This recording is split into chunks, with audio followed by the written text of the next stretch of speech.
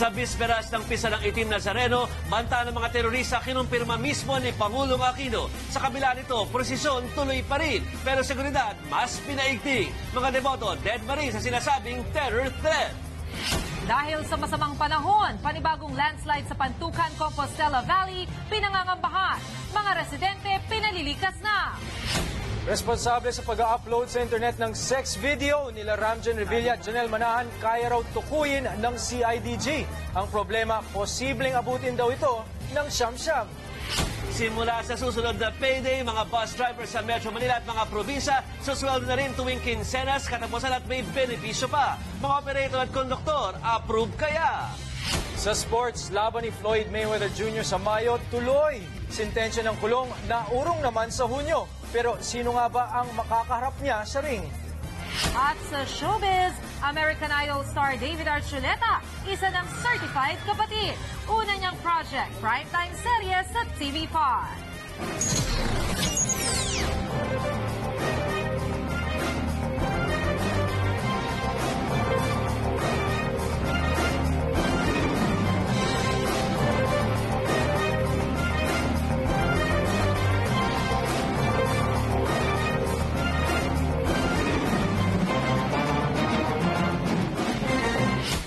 Pilipinas, magandang gabi. Ngayong linggo, ang 8 ng Enero 2012. Ang Maksong Balita.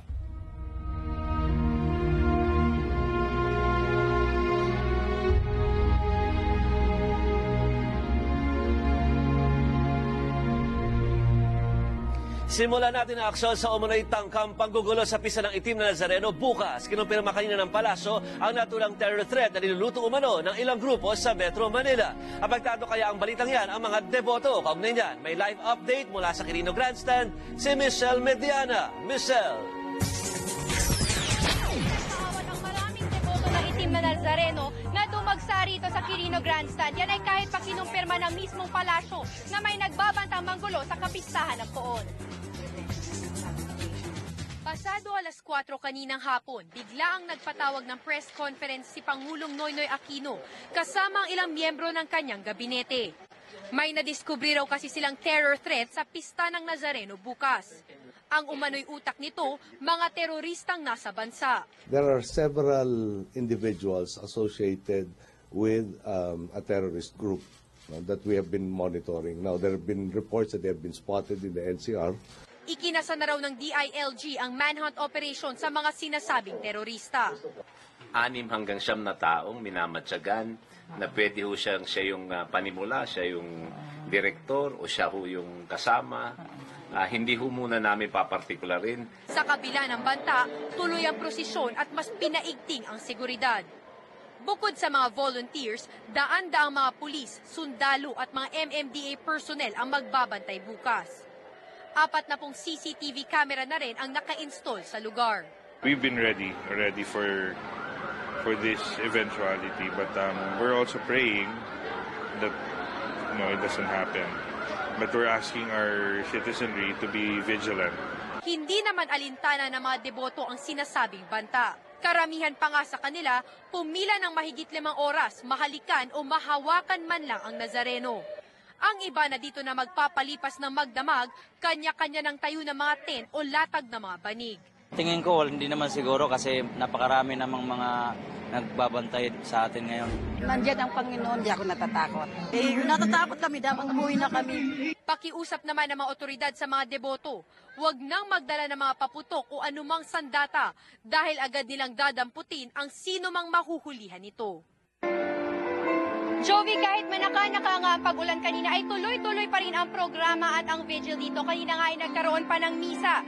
Ang pila naman ngayon para sa pahalik, umaabot pa din hanggang sa Rojas Boulevard. Sa ngayon ay tuloy-tuloy pa din ang nagaganap na kantahan, sayawan at pagsamba. Madami na din ang nagtirik ng kani-kanilang mga kandila. Jovi, alas 6 ng umaga bukas sisimulan ang misa bago ang prosesyon. Pakiusap naman ng mga otoridad sa mga tao ay huwag na sana sila magsama ng mga bata. Mas makakabuti daw kasi sa mga bata at maging sa mga buntis na huwag nang sumama sa prosesyon para na rin makaiwas sa disgrasya. Jovi? Maraming salamat, Michelle Mediana. Bago ang terror threat, una nang nagpahirap sa mga deboto ng itim na Nazareno ang pag-ulan. Sa kabila niyan, di pa rin natinag ang mga tao na dumagsa sa Quirino Grandstand at maging sa simbahan ng Quiapo. Ito ang report ni James Beltran. Madaling araw kanina ng pasikretong ilipat sa Quirino Grandstand ang imahe ng itim na Nazareno mula sa Quiapo Church. Agad itong pinilahan ng mga deboto kaya napaaga ang tradisyonal na pahalik sa puon na alauna pa sana ng hapon nakaschedule magsimula. Ang pila nagtuloy-tuloy na buong araw kahit umulan. Para sa mga di natinag na deboto, blessing daw ito. Ang hirap naman parang mawala pagka yung makikita na natin ng ating pong Nazareno. Si Aling Purificacion Pido nang galing pa sa Antique. Dahil sa katandaan, di na raw niya kakayanin ang mahabang pila, kaya mas pinili na lang niyang magdasal sa isang tabi. Meron akong mission sa sarili ko na habang nabubuhay pa ko, yung mga family circle ko magkaintindihan. Hindi naman napigil ni Aling Anita Del Valle na mapaiyak. Unang kapistahan kasi ng Nazareno na di niya kasama ang bunsong anak na namatay dahil sa komplikasyon sa diabetes. Kahit na siya malala na, naisisimpa tayo, kita tayo, magdadasal yan. Habang dinudumog ang itim na Nazareno, agaw eksena naman ang imaheng ito sa Quirino Grandstand. Ito raw ang reyna ng kataas-taasang Santissima Trinidad. Meron itong pakpak ng anghel, 3 mata, may tupa si dibdib at may paa ng ibon. Nabuo raw ang imahe mula sa aparisyon. Sana rin ako nakakita sa kanya ng itsura sa panaginip ko at sa aking bisyon. Lumitaw po siya, pinagawa namin siya hanggang sa natapos noong 2004 month of Setyembre. Nagpiesta rin ang mga nagtitinda ng iba't ibang produkto. Yun nga lang, umaaray sila sa tumal ng bentahan. Tumal po, dahil maulan. Bukas, inaasang aabot sa hanggang 8 milyong deboto ang daragsa sa prosesyon ng itim na Nazareno. James Beltran, News 5. Maghapon na ngang inulan ng mga deboto ng itim na Nazareno, pero magiging panira pa rin ba kaya ang ulan sa pista bukas? Para sa mga sasama sa prosesyon, magdala na kayo ng mga payong at kapote. Sabi ng Pag-asa, magiging maulan pa rin ang panahon bukas hanggang sa mga susunod na araw. Umiiral kasi ngayon ang hanging amihan sa Luzon. Hagip niya ng Metro Manila, Southern Luzon at Eastern Visayas. Kaya nga kanina, nakansela na ang 6 na flights ng Cebu Pacific patungo at pabalik ng Maynila, Catarman, Virac at Naga. Pati biyahe ng Air Philippines mula Maynila, Panaga at pabalik, suspendido rin. Hindi matatawaran ng debosyon ng maraming Pinoy na sumasama sa prosesyon ng itim na Nazareno. Sa katunayan, marami na ang nagbuwis ng buhay para lang makahawak sa lubid ng andas o karosa nito. Pero ano nga bang istorya sa likod ng mapaghimalang imahe ng puon? Ito ang report ni Marian Alviar. Taong 1931 pa lang, masugid na raw na deboto ng itim na Nazareno ang pamilya Narvaez. Simula noon, hindi na sila pumalya sa pagprosesyon ng kanilang life-size Black Nazarene. Every January 1st to January 9, after January 9 pupunta na sa Amerika, I always make sure, kahit na siguro ko nalumpo na, pupuntapahan ko pa si Mahal Nazareno. Because he helped us in every way. Tinuturo na namin sa mga pamangkin namin, doon sa mga nakakabata, kung ano yung ginagawa, which is dapat naman malaman nila para in the future mapagpatuloy nila yung ginagawa namin ngayon. Ang tradisyong ito ng mga Pinoy nagsimula daang taon na ang nakakaraan. 1607 ang dalhin sa bansa ng isang paring Kastila ang imahe ng itim na Nazareno, pero hindi raw talaga itim ang kulay nito. Habang nakasakay ang estatwa sa galyon mula Acapulco, nasunog ang barko. Ang imahe lang ang himalang hindi natupok, pero naging itim na ang kulay nito. 1787 naman ang ilipat ang itim na Nazareno mula sa isang simbahan sa Intramuros papunta sa St. John the Baptist Church na kilala ngayon bilang simbahan ng Quiapo. Simula noon tuwing Enero 9, naging tradisyon na ang pagpuprosesyon sa imahe. Bukod sa maraming kwento ng mga sakit at napagaling at natupad ng mga hiling, iba't ibang trahedya at kalamidad din ang nalampasan ng imahe. Minsan na itong nadaplisan ng bala sa pisngi habang ipinarada noong 1990s. Dahil dito, mas lalong tumibay ang pananalig ng marami sa mapaghimalang imahe. Marian Alviar, News 5. Alas 8 ng umaga bukas, magsisimula ang prosesyon ng itim na Nazareno. Para sa mga debotong sasama at mga motorista, narito ang mga rutang dapat ninyong tandaan. Mula sa Quirino Grandstand, kakaliwa ang Black Nazarene Procession sa Katigbak Drive. Pagdating sa Taft Avenue, kakaliwa ito at sa kakakanan sa Palangka Street sa ilalim ng Quezon Bridge. Tatahakin ito ang Quezon Boulevard, Arlegui, Fraternal at Vergara Street. Kakaliwa sa Duque de Alba at tutumbukin ng mga kalye ng Castillejos, Farnesio at kakanang muli sa Arlegui Street. Sunod na kakaliwa sa Nepomuceno at sa kadaraan sa Aguila, Carcer Street, kanan sa Hidalgo sa pamamagitan ng Plaza del Carmen at kaliwa sa Bilibid Viejo sa pamamagitan ng Puyat Street. Mula roon kakaliwa ang prosesyon sa Guzman Street, daraan sa Hidalgo, Barbosa, Globo de Oro Street, sa ilalim ng Quezon Bridge, Palangka at sa kakakanan patungong Plaza Miranda. Paalala sa mga motorista, alas 4 pa lang ng madaling araw bukas, isasara na sa mga pampublikong sasakyan ang southbound lane ng Quezon Boulevard mula Andalusia, Fugoso hanggang Plaza Miranda at Espanya, Picampa at Lerma. Pagpatak ng alas 5, sarado na ito sa lahat ng motorista. Sa mga manggagaling ng QC at dadaan ng Espanya, kakanan kayo sa Picampa, kakaliwa sa Andalusia, kanan ulit sa Fugoso at kaliwa sa Timapua tungo sa inyong pupuntahan. Para sa mga papuntang A. Bonifacio galing norte, kakanan kayo sa Roberto Oca Street, kakaliwa sa Delgado at sa kakaliwa ulit pa A. Bonifacio. Sa mga taga-Southern Manila na papuntang P. Burgos, lumiko sa TM Calao, kumaliwa sa Taft Avenue at kumanan sa Ayala hanggang makarating ng tulay.